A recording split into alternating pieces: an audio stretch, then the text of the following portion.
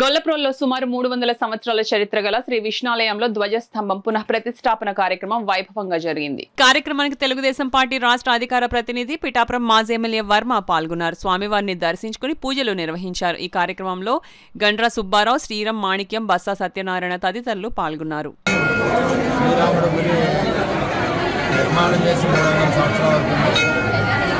శ్రీరాముల వారికి మేషాలు ఉంటాయి కాబట్టి మేషాల రాముడు అని పేరు.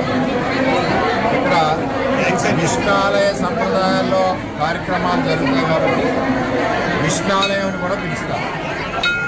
దీనికి మరి అభివృద్ధి పదంలో చాలామంది దాతలు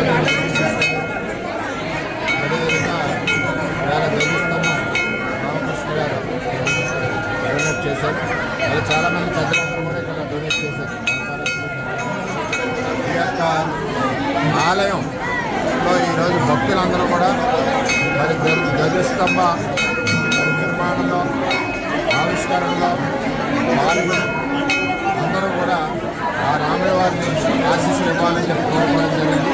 ఆ శ్రీరామచంద్రుడు గొల్లప్రోలు నగర పంచాయతీలో ప్రజలందరికీ, దాతలందరికీ, అదేవిధంగా నియోజకవర్గ ప్రజలందరికీ కూడా అష్టైశ్వర్యాలు, ఆయురారోగ్యాల వారిని స్వామివారికి కోరుకుంటారు.